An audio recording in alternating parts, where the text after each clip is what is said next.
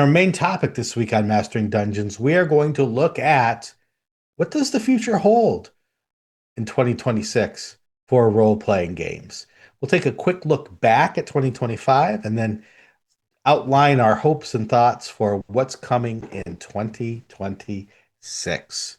Well, and you say a quick look, but when I started putting together show notes on this, I realized, boy, there's so much that happened last year. Like, it was such a fascinating year. Like, if we just start with D&D, Shawn, we had the core rules complete in February with the Monster Manual, right? Because of that kind of delay in how it was staggered release and how the Monster Manual comes out in February. So it was only then that the full core rules were out, and we were still looking at how does monster design work? How do encounters come together? All of that. The starter set was delayed until September, right? But when it came out, I think just universally people were like, wow, this was amazing and well worth the wait. And even though it had a higher price point, there was so much in it that it made it a good value. Other products, and it's funny because I missed one on this list. So I named Dragon Delves, Stranger Things Welcome to the Hellfire, and the delayed Eberron Forge of the Artificer. And then you said... Wait, did the Forgotten Realms books come out too? Oh, yeah. Right? Yeah. They're out. The Heroes of Faerun and the Adventures in Faerun books. They came out too. It's funny because I think if you just polled, your average hardcore invested fan, they would say, oh, there wasn't that much in 2025. But I mean, that is a huge slate for any RPG company. That's an enormous amount to produce, right? I mean, the Monster Manual right there would paralyze most companies. And then you've got Dragon Delves, Stranger Things, Eberron, 5 other books, right? When you count in the FRs, that is, and they're not small things. That box set was a lot. The Stranger Things box set is a lot to design. It's impressive. Mm-hmm. There were partner releases continuing, licensed stuff all the way from class flavored jerky to alcohol.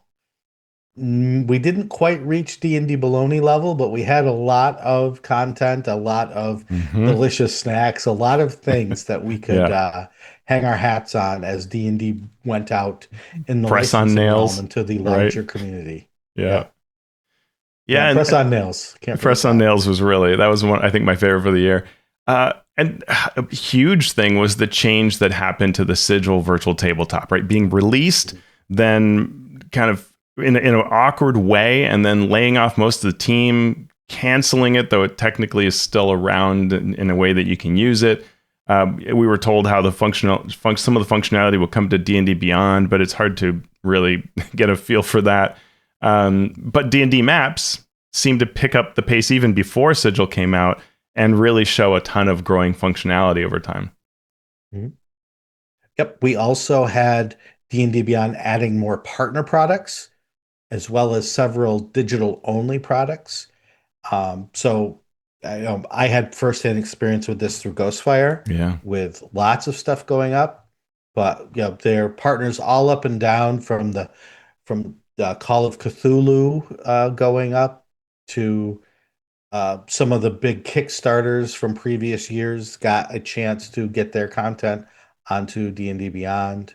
I know Crooked Moon went up as well. So lots even there. Lord of the Rings, right? Through the One Ring version, or the Lord of the Rings role-playing game version of the One Ring for 5e. We had some interesting ones like Symbaroum that came out that didn't sort of super have the rules, because the rules can't easily be integrated into D&D Beyond, but we get the setting. No PDFs, which is a big thing for me. The other thing that is big for me is I keep waiting on, we had heard Jess Lanzillo when she was there talk about how we were going to see the D&D 2024 carried at Target and Walmart, and that has not happened yet, right? You go on there and search for it, and nope, there is nothing there that is actually in stores available locally. Yeah. One thing that we should add up when we talk about partners is that the open gaming license was finalized. Yeah. And the SRD, not just 5.2, but 5.2.1 came out to help creators support the new rule set through the Creative Commons. Yeah.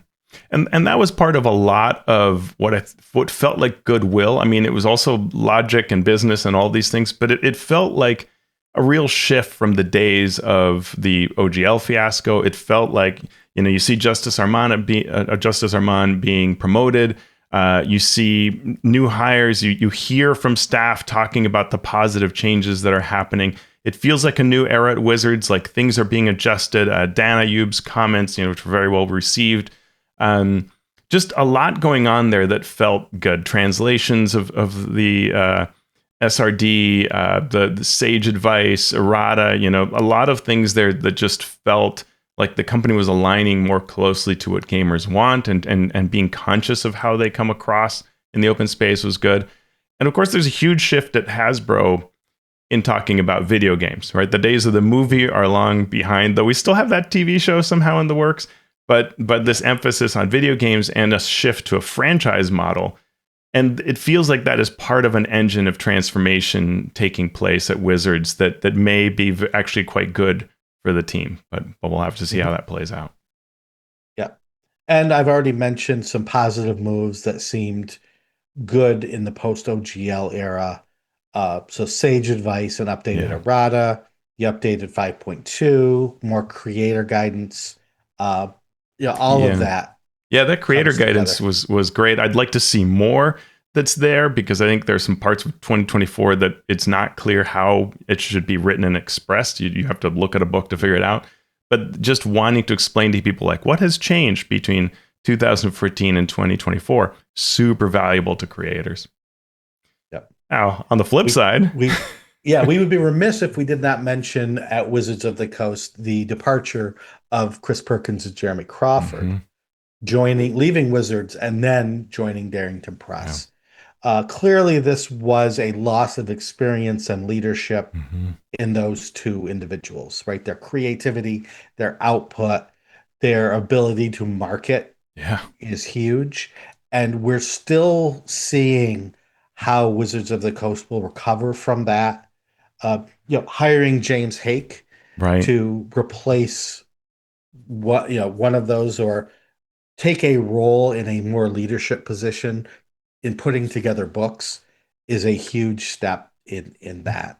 Yeah, absolutely. And both Jeremy and Chris spoke at various times in kind of roundabout about ways. They're trying to be kind, but also express that corporate culture was a factor, right?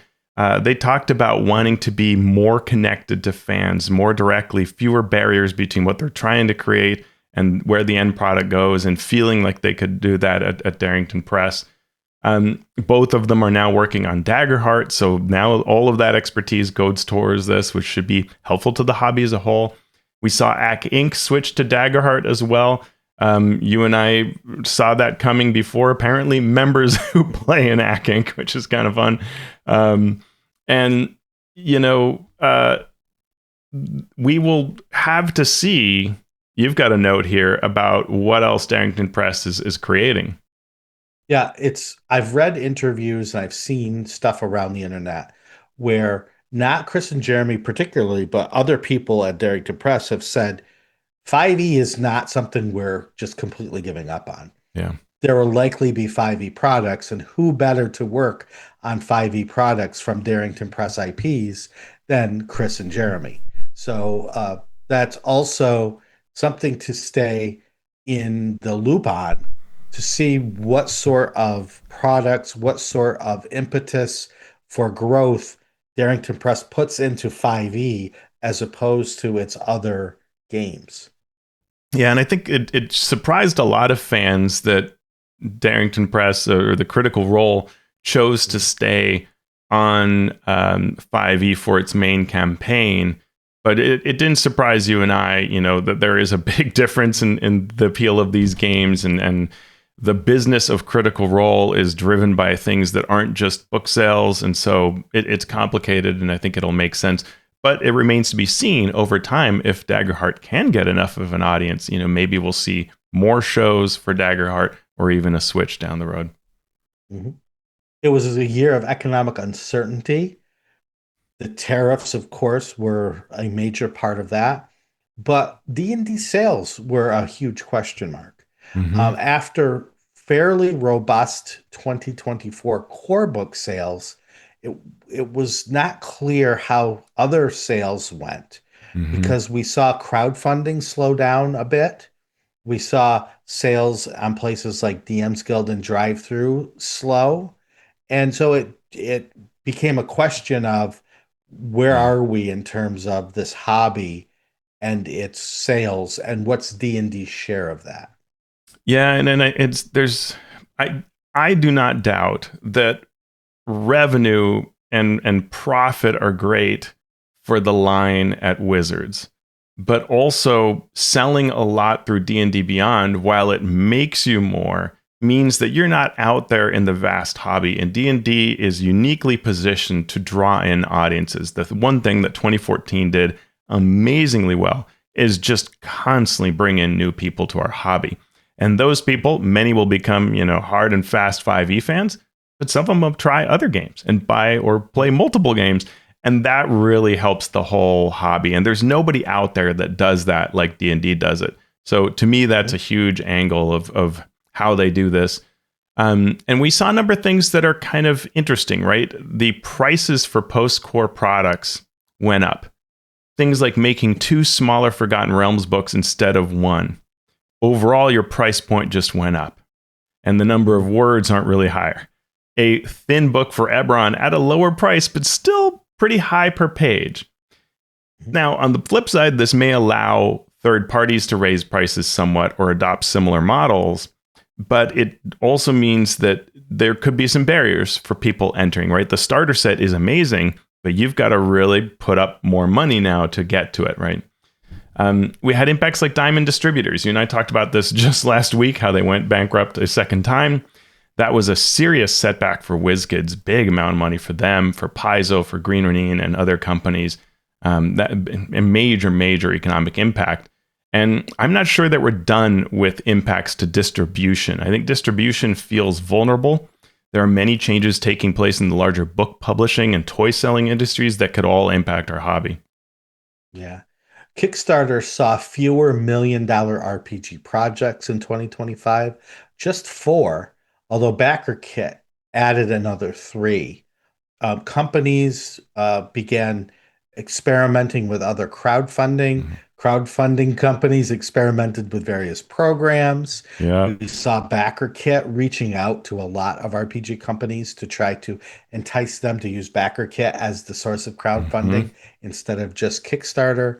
Uh, and I want to add that, if you count the extra pledges at the end of 2023, at the end of 2024, Grim Hollow Transform did hit a million, but it took several months of staying open for Yeah. late pledges to get to that point. Which is one of those changes to crowdfunding. It used to be the campaign ended and Yeah. people would go, "Oh, I missed it." Well, you got to buy it now from the company store.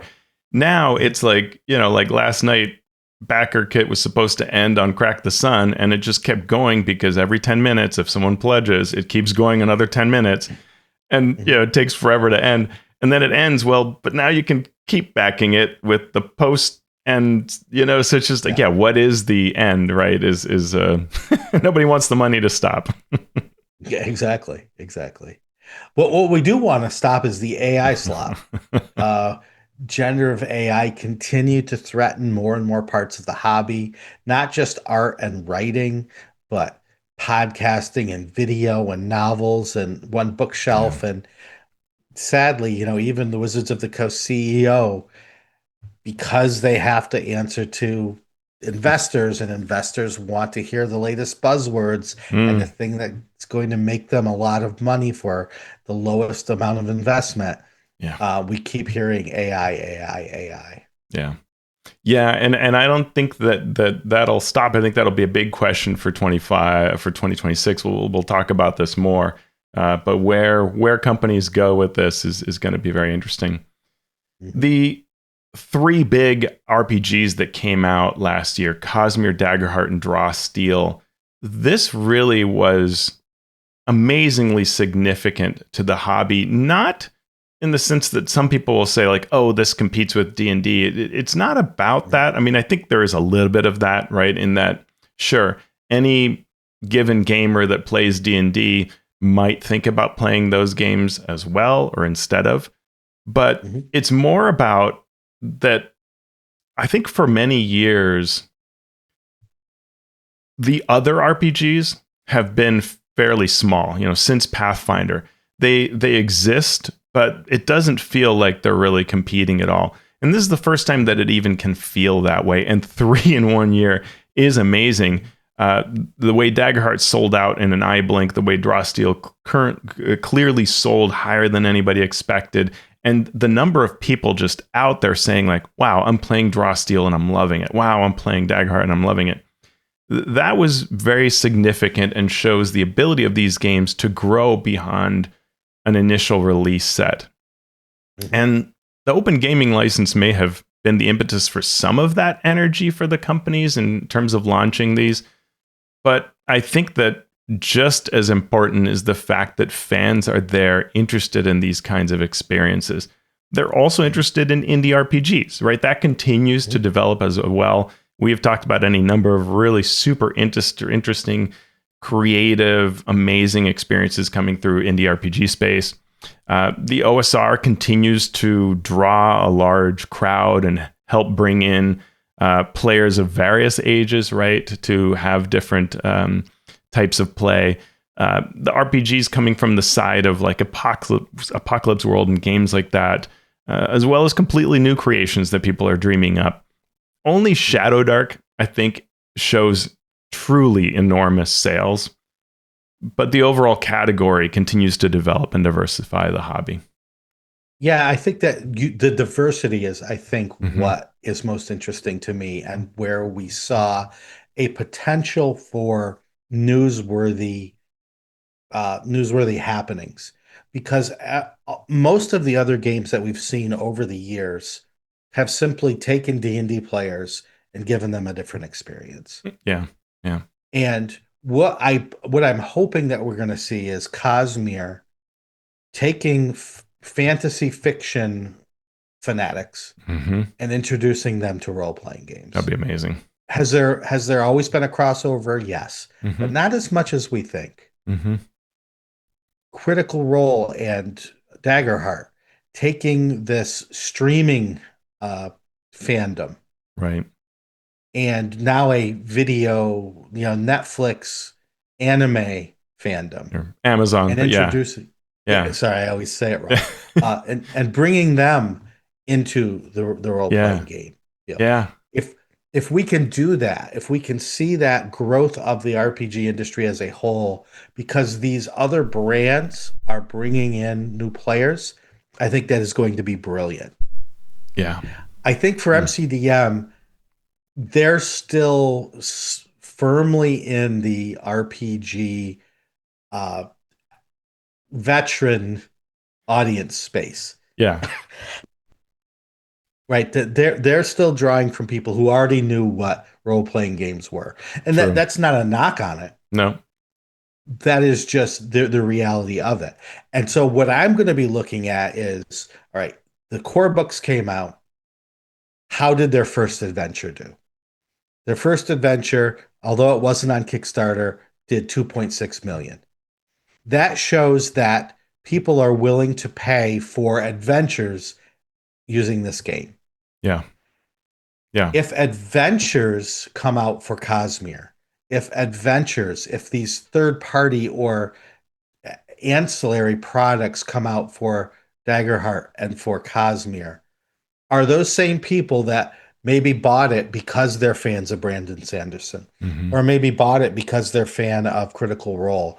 Are they going to take that next step? Are they Yeah. going to put down the money for not just these cool books with cool art and, oh, I'm a fan, and maybe I'll like the role playing game, Mm-hmm. Mm-hmm. versus I love this role playing game and Yeah. I want more of it? Yeah. I'm playing it every other week. I'm running through all these adventures. The Mhm. way you see, I mean, that's something that you tends to be uniquely D&D, right? It isn't only, Right. but at a mass scale, it's kind of uniquely Mhm. D&D. That's sort of like every week at the gaming store, filling all these tables at the con, right? All these that is just such a D&D side of things, that level of constant play. And if you can start seeing that for crowds with Daggerheart, Drawsteel, Cosmere, that would be transformative. All right, so we've looked at 2025. What is 2026 going to offer? Hmm. Teos, let's start with you. Well, I think D&D's set itself up for surprises, right? Because they have not told us what is Mhm. coming out this year. There are various hints and possibilities, but they could all be wrong, right? Um, the team is clearly evolving, right? We have new people at the helm of, playing the roles that Crawford and Perkins used to play. The new franchise model is going to take a while to really firm up. So, what does that look like, right? Where do we end up with? Does the quality of the starter set continue to carry forward to new products? Like, I really hope so, because that, what's the word I'm looking for? The deliberate creation of that starter set to create amazing experiences, right? Just throughout the whole product, you just see this love and care. If that carries forward, we'll be in great places as D&D fans. Does the Stranger Things final season bring renewed interest? I just watched it, and the only thing I'll just say, I loved it. I absolutely loved it. I cried through the whole last third. That ending is the perfect serve for someone to go, wow, I want to go check out D&D. So does that bring renewed interest? Do Mhm. we see Dark Sunshine? That's a great question. We've seen hints, we've seen Unearthed Arcana articles. We haven't seen Dark Sun touched in a decade. Yeah, Uh, and so, if there's more. any setting that's ripe for moving forward, it would be that, but we Yeah. have not heard anything official. Yeah. Well, Will and the there be last we a had kind of heard officially was we're not touching Darkson with a 10-foot ball. So, we'll have to Yeah, see. that's right. Official statements, but that was again years ago. That was years So, ago. so who knows? Are we going to see a Tasha's type release to expand the 2024 rules? Mm, Are all of the UA articles that we have seen just going to be into a more generic rules expansion as opposed to a hmm. setting? It's Right. possible. Right. Or is there a new necromancy, undeady, magic-y type thing coming up? Or is that an established setting that we've already seen? A lot of people have Yeah. their guesses. Mhm. Will we see a return to fewer but bigger releases Mm, that tend to excite more people, last longer, hmm. become more of a community builder and Yeah. a zeitgeist sort of expansion, or a series of smaller releases that happen more quickly, Yeah. or both? And I'm biased in that I have wanted to see, I've written now for years on my blog about wanting to see return to these fewer but bigger releases. But it also fits particularly well in a franchise model, right? Where you want these big, bold things that that stretch across your different expressions of the company, the different types of products they create. And so having that is a lot easier when there's a big, thematic release rather than multiple ones cascading over each other, because how do you get all your partners lined up with that, right? It becomes confusing. And so it seems to fit the franchise model. Yep. How will D&D Beyond handle new creators? Mm. Will they continue to take on new partners? Will they work with existing partners? Will there become a marketplace like D&D Beyond, or like the DM's DM's Guild. Guild, where people Yeah. can just create? Yeah, and then last episode we talked about all the challenges that you would have to face if you do that, and so it'll be interesting to see whether they do that, especially because we know they've said that they're working on big updates for D&D Beyond, including modernizing the back end of it, and maybe that's what's needed to enable this kind of thing. But you wouldn't want to see just the floodgates open and just a mess of products from all sorts of creators and all sorts of quality levels, because you'll end up where you are currently with the DM's Guild. Mhm. Will we see some of the promised D&D Beyond updates, Mm, including stuff on the back end? Will usability become an issue or a focus for development? yeah, yeah. And with Perkins and Crawford gone, with Todd gone, how does marketing evolve? Right? Do they kind of bring in the new era of developers and designers and leaders and have those folks showcased? Who will speak to the fans and how will they speak to the fans? And tie into that is AC Inc. functioned as one of the ways that the game was expressed at various places, right? Certainly for the various PAXs. So do you replace that, right? Do you need to have an actual play that feels like it's run by you, even if it isn't, right? It was always ran by Penny Arcade, but it felt like here's Perkins and Crawford DMing. Do you need that? Do folks need to see the people in charge of D&D running games? Do they need it beyond what Critical Role already does? Right. And Dimension 20 when that is in gear. Mm-hmm. Maybe you need it, maybe you don't. Maybe it will all happen on its own, and Yeah. there will not need to be a marketing push from Wizards directly in that direction. Or maybe they should have one. I don't know. Will video games emerge, and will they pay off in the long run? Will the video games that do come out, will they be popular enough to bolster D&D like Baldur's Gate 3 did? Yeah. I'm really curious about that, Shawn, because there's a part of me that wants to be mean and say, gee, I hope these video games, I hope Exodus just does terribly so you realize how important D&D is. But then I wake up and become mature again and go, no, I want, there's nothing wrong with having another Mass Effect type success as a video game. And that'll actually be good for everybody at Hasbro and Wizards and so on. So I want Exodus to be huge. But how can it say, have this Exodus RPG, this Exodus video game, whatever, the novels, those things they're spinning off also come back to help D&D so that it is bolstered? That's really the question that I should be focusing on and that I try to tell myself to focus on.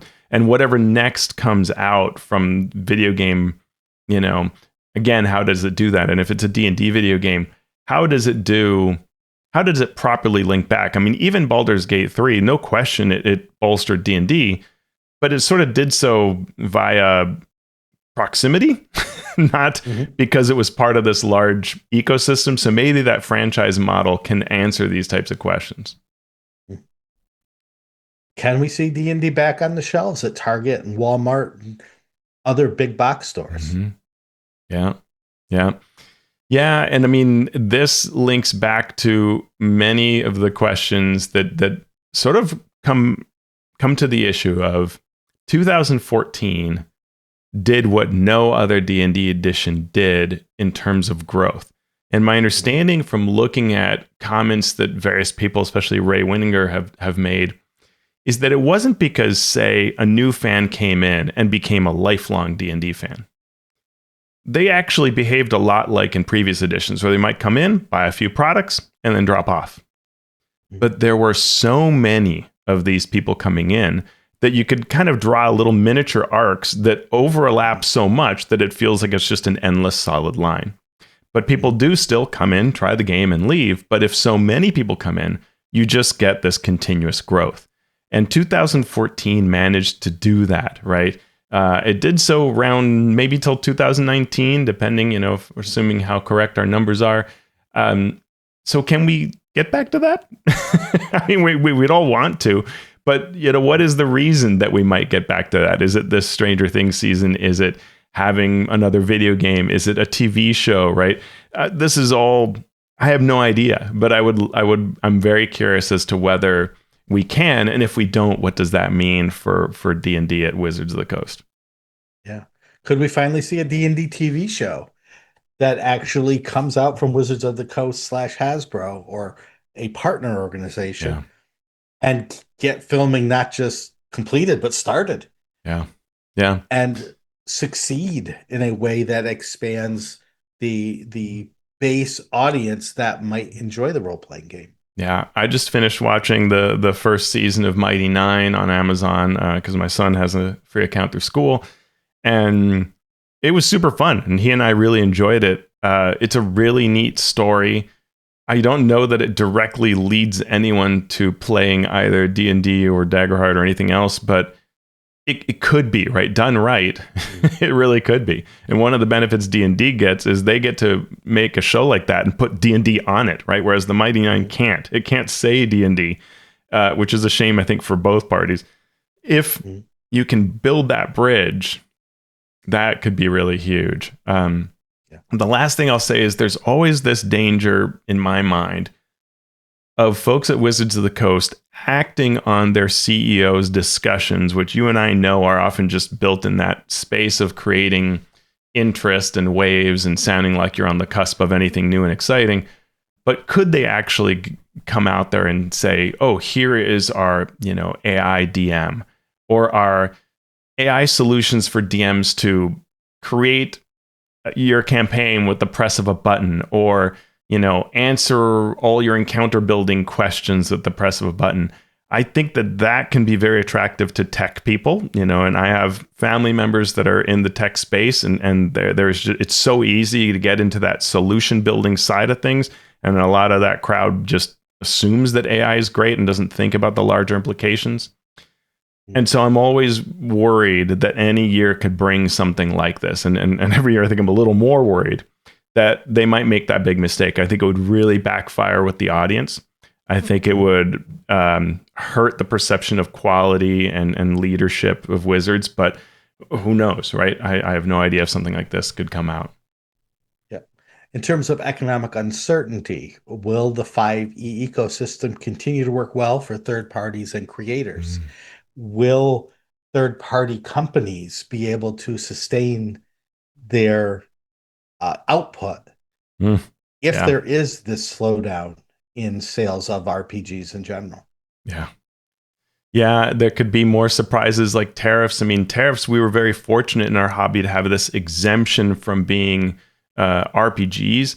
But there's that little bit of every now and then that somebody seems to say, well, but isn't this a game, not a book? Is this a toy? Is it, if somebody were to write a little line of legalese, it could suddenly put us into an entirely different place. Probably not worth anyone doing that, and probably won't happen. But you never know what the next thing will do that'll impact the entire hobby. Whether D&D keeps bringing in tons of new players, if it focuses more on D&D Beyond, do we stop seeing tons of people coming into the hobby? Does how vital were Target and Walmart? Like, we just don't know, and I don't know that D&D or anybody knows. Yeah, it's really interesting to think through what the economic impact of that could be for the entire hobby, and it may take years for it to truly be felt. Yep. What are the avenues for bringing new players in? Is it video games? Is Mm. it Mm. streaming? Is it Amazon, Netflix, Hulu, all of Yeah. that? Is it getting into schools? Is it those programs that will Mm. enhance the socialization aspect of the game? Uh, Yeah. all of that questions that hopefully will be able to be wrangled and answered. Yeah. And I think that the changes to crowdfunding are of continued interest. I think we just basically barely managed to show some ways to grow and evolve, but maybe fans will tire of those a bit. It's hard to know whether overall crowdfunding can remain stable or even grow, and what it is that grows. I mean, I think even we haven't seen any reports for last year, but when we covered 2024, one of the stories out there was that individual projects were doing not as well compared to previous years, but overall the volume was higher. That's good for the hobby, not good for individual creators. If it gets worse enough for individual creators, you see them leave, and then everything gets impacted, right? I tend to think that this will continue to be a strong year, if I have to guess at it. But I think there's a real question of where we go 2-3 years from here. And one of the big questions is, we just had 3 huge new games come out, and all of them are going to have the ability, either have or will have the ability for creators to write for them. Will we have another huge runaway success RPG this year? And if so, will everybody be creating for all of these? Will there be enough of a market there? I think that's really very interesting. We saw some of the folks who are on our Discord have their biggest projects ever be for projects that involve Daggerheart or Draw Steel. So there is clearly some possibility there economically currently. Will that hold is a big question. Yeah. We just talked about James Introcaso starting up a new game at MCDM. Mm-hmm. How will that work? Darrington Press seems to want to create other RPGs as well. Yeah. There's usually a couple years cycle on creating a new game like that. Mm. Will we start to see play tests, or will they double down on Daggerheart and create more supplements for that game to see if that can continue to sell? Yeah. Yeah, and Cosmere is going to be releasing the Mistborn setting. That may be one that maybe has more fans. I'm not sure, but at least it's possibly different fans, and so that could be interesting, especially if they manage to continue what we talked about they were doing at one of their conventions and showcasing the RPG to all of their novel fans. If they can get Mistborn fans and the Stormbringer series and all of these greater Cosmere fans to want to play, that could be a really interesting thing. Mhm. All right, Teos. I am a genie. I am granting you one wish Oh for man, RPGs in 2026. What are you wishing for? that is really a tough one.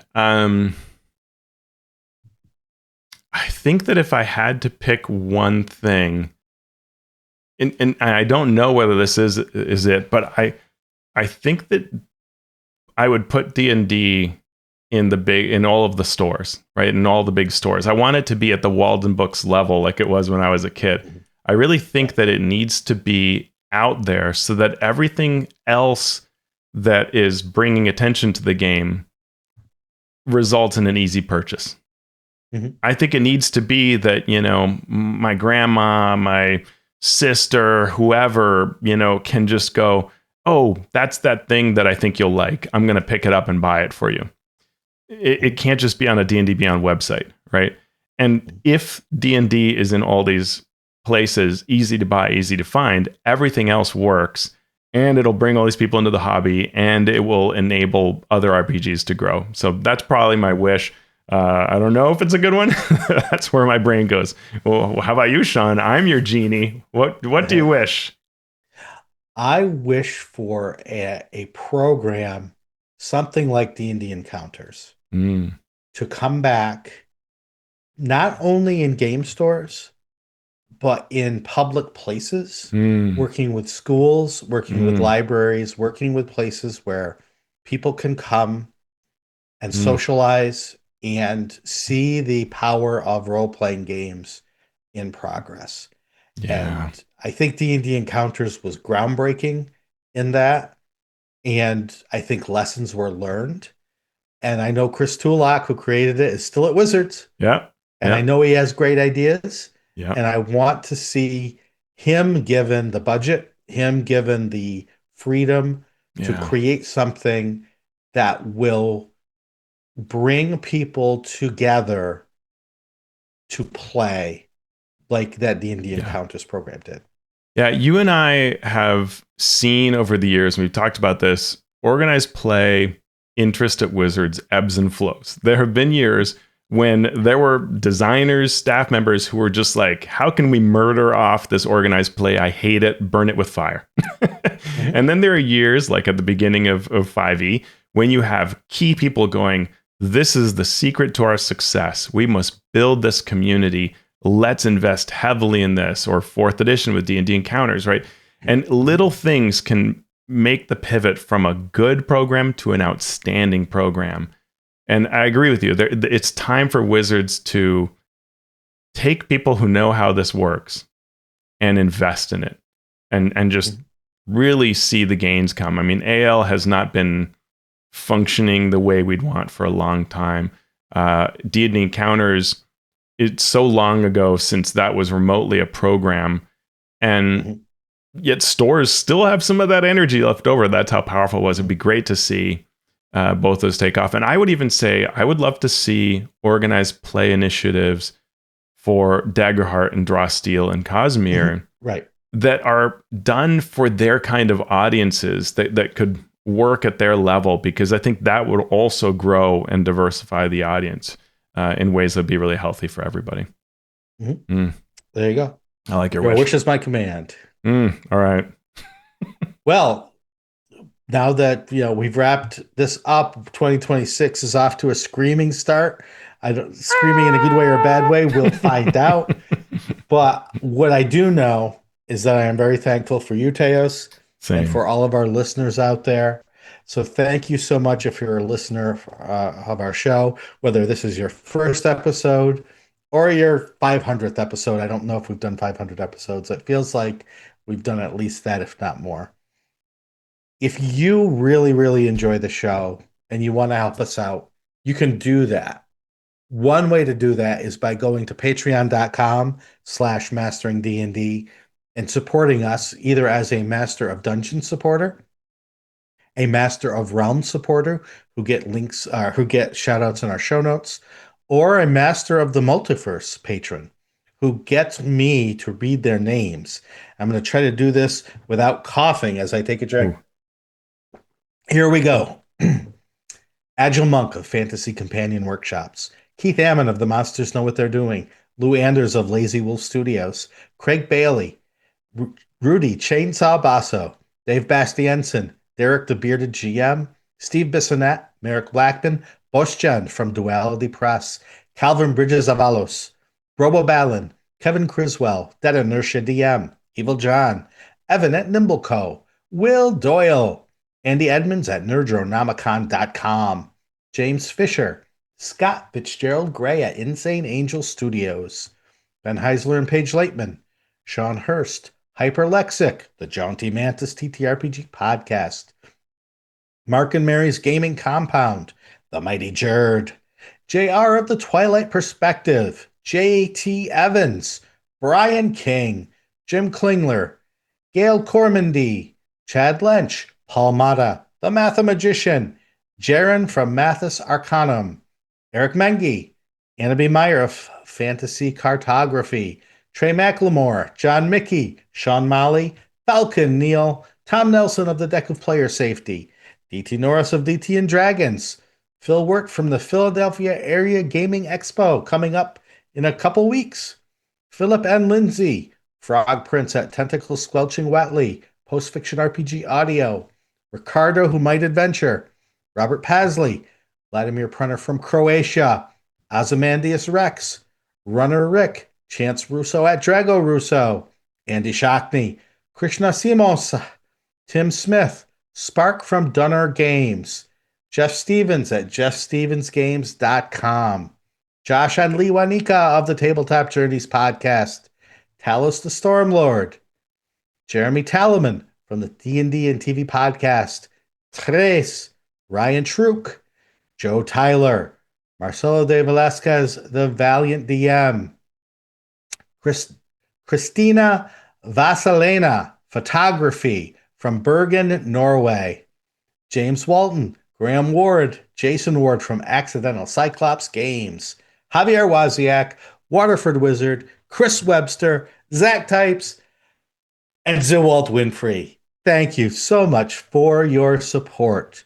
If you can't help us via our Patreon, we understand. You could do us a quick favor. Wherever you're listening to this show, go and give us a review. All of the stars help. If you listen to us via YouTube, God bless, and help us out by giving us a comment, giving us a subscribe, giving us a thumbs up, whatever you need to do to bring attention to the show. We love it. Teos, where can people find you and what have you been up to? I just published on alphastream.org a blog post called What Did We Accomplish in a Year? Looking at sort of like how lots of people were publishing their like, here's what I did, how many games I did, and thinking, well, what are healthy ways that we can think through what a year brought to us and what we want to do in the future? Track this year. What do we even want to track? Cool. I can't wait to see that. You can follow me on the socials at Sean Merwin. You can follow the podcast on the socials at Mastering D and D. So, Teos, 2025, bye-bye. 2026, good to see ya. What are we going to do now? I'm going to ponder whether we are entering a new era of all these non-D&D games. Does it feel back like it did in the day when I used to, I'm holding up the Shadowrun first edition book, when I would walk into the gaming store and be enticed by all these interesting different systems and think, hey, maybe I should be playing a bunch of RPGs. That's what I'm going to do. I should probably then unchain myself from my desk so I can go to a game store. Only once per day can you leave your desk, Sean. This is true. Once per long rest.